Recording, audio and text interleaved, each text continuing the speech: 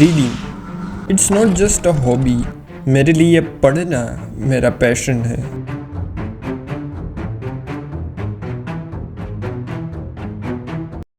And I used to read more and more books. And yeah, I like to read fictional books so much. कई बार तो मैंने एक ही novel को 2 बार से ज़्यादा बार पढ़ा हुआ है। I started reading books when I was in 12th. Slowly but surely, it became my habit to read daily. I read English, Hindi, Gujarati, Sanskrit, every piece of literature my heart wanted to read. मैंने उसे खरीदा और पढ़ा है। लेकिन पिछले कुछ दिनों से I don't know why, but I just broke up with books and started affair with social media. But you think social media तो एक टूल है जिससे हम दुनिया के कई लोगों से दोस्ती कर सकते हैं, इन्फॉर्मेशन कलेक्ट कर सकते हैं, you can learn something new, आप नॉलेज बेस्ड कंटेंट कंज्यूम कर सकते हैं, है ना? नहीं, सोशल मीडिया एक टूल है, लेकिन इन बड़ी बड़ी सोशल मीडिया जाइंट्स कंपनीज के लिए एक पैसा बनाने का टूल है। ये खुद ना तो सोशल मीडिया इतना ज़्यादा यूज़ करते हैं और ना ही अपने बच्चों को करने देते हैं। Although what you do on social media may seem insignificant to your overall well-being, it does matter. Interesting.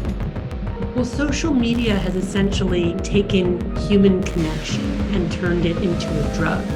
Famously, Facebook's motto was move fast and break things. Well, it's common now to wonder if Facebook has actually broken privacy. बड़ी बड़ी companies ने दुनिया के bestest talent को higher करके इसे इसी तरह बनाया है कि आप इससे बच ही ना पाओ, और मेरे साथ भी यही हुआ।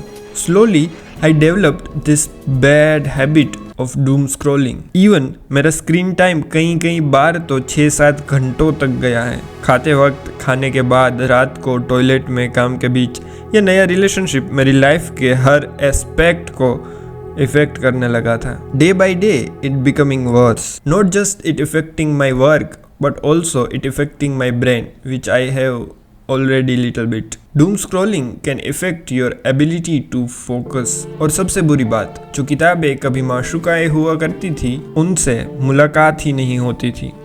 लेकिन कभी दीदार होने पर भी मैं उसमें डूब ही नहीं पाता था, क्योंकि अटेंशन स्पैन ही उतना नहीं था कि लॉन्ग आवर्स तक बैठ सकूं। इतना मुतल्लक ध्यान अर्जित करना कि कहानी को उसके अंजाम तक पहुंचाया जाए, ये इस तिलस्मयी मोबाइल ऐप्स के साथ तो ना हो पाएगा। That's why I came up with this decision to break up with social media.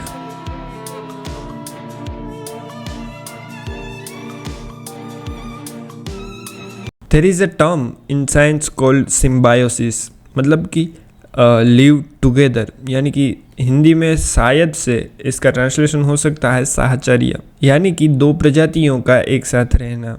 और ये सोशल मीडिया की प्रजाति और इंसान की प्रजाति, इन दोनों का साथ रहना, मुझे तो कम से कम ऐसा लगता है कि शायद से मेरे लिए तो ये पॉसिबल नहीं है।